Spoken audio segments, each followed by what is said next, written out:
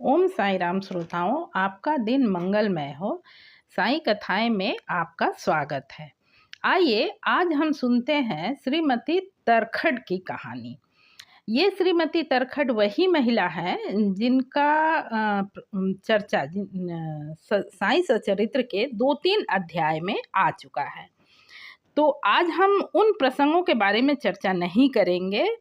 चर्चा हम इस बात पर करेंगे कि श्रीमती तरखड़ बाबा की ओर कैसे आकर्षित हुई और वो श्री साईं की भक्त कैसे बनी।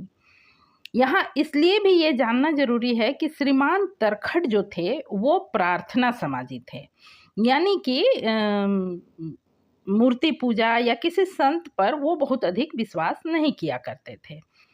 बावजूद इसके श्रीमती तरखड़ बाबा के भक्त बनी और हाँ, बेशक बाद में कुछ समय बीतने के बाद श्रीमान तरखड़ भी बाबा की ओर मुड़े और वो बाबा के बहुत ही अच्छे भक्त हुए। तो ये सब चमत्कार हुआ कैसे, हम आज उसके बारे में बात करते हैं। उस कहानी के बारे को हम आज सुनते हैं। हुआ ये कि श्रीमती तरखड़ उनके सिर में बेहद दर्द रहा करता था और वो दर्द हमेशा ही बना रहता। उनके अपने परिवार में ही, मैंने तरखड़ परिवार में ही 2-3 डॉक्टर थे। उन लोगों ने उनका इलाज किया। जाहिर सी बात है कि जितना संभव हो सका होगा वो इलाज कराई ही होंगी, पर किसी भी दवा इलाज से उन्हें राहत नहीं मिल पा रहा था। उनका दर्द हमेशा बना ही रहता, कभी तेज कभी थोड़ा कम, पर दर्द रहता था। तभी उन्हें किसी ने बताया कि आप बांद्रा के पीर मौलाना साहब से मिलिए, वही आपको इस तकलीफ से निजात दिला सकते हैं। ये बात सुनकर श्रीमती तरखड़ अपने पुत्र को लेकर मौलाना साहब के पास पहुंची। उन्होंने अपना तकलीफ बताया।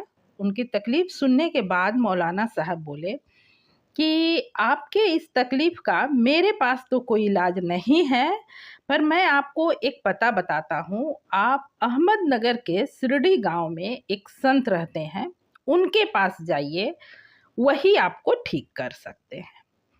ठीक है, ये सुनकर श्रीमती तरखड़ अपने घर वापस आई और कुछ दिनों के बाद उन्होंने शिरडी जाने का, बाबा से मिलने का मन बनाया। जाहिर सी बात है कि श्रीमान तरखड़ को तो जाना नहीं था। दोबारा वो फिर अपने पुत्र के साथ ही शिरडी पहुंची। शिरडी पहुंचने पर द्वारका माई में उनकी भेंट बाबा से हुई। बाबा द्वारका माई में उपस्थित थे। तो पहुंचने के बाद अभी श्रीमती तरखड़ ने अपने तकलीफ के बारे में कुछ बताया नहीं था। यूं भी आप जब किसी संत से मिलिए तो पहले चरण स्पर्श करना, कुछ मिनट बैठना, उसके बाद ही तो अपना तकलीफ आदमी बताता है।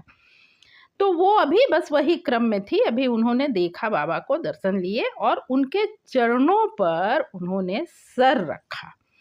जैसे ही चरणों पर उन्होंने सर रखा कि बाबा ने कहा, तुम आ गई माँ, मैं तुम्हारा ही इंतजार कर रहा था। तुम्हारे सर में बहुत दर्द रहता है ना। जब बाबा ने ये कहा तो श्रीमती तरखड़ को बड़ा आश्चर्य हुआ। वो सिर उठा करके और बाबा की ओर देखने लगी, बिल्कुल उनकी आंखें भर आई। तभी बाबा ने ऊदी उठाकर उनके ललाट पर लगाया और कहा कि अब तुम्हें दर्द नहीं होगा, अब तुम्हारा दर्द गायब हो जाएगा। उसके बाद श्रीमती तरखड़ को अब बताने की तो कोई आवश्यकता थी नहीं। कुछ देर वो वहाँ रही उसके बाद श्रीमती तरखड़ के सर का दर्द बिल्कुल गायब हो गया। वो कुछ दिन, 2-4-5 दिन वहाँ रुकी और उतने दिन में भी उन्हें समझ में आया कि नहीं, उनके सर में कोई दर्द नहीं है। और फिर वहाँ से श्रीमती तरखड़ अपने आवास के लिए खुशी खुशी बाबा से आज्ञा लेकर लौटी। और इस बात को आप लोग जानते ही हैं कि श्रीमान तरखड़ भी बाद में बाबा के भक्त बने। इसका चर्चा सचरित्र में है और बहुत ही अच्छे भक्त बने।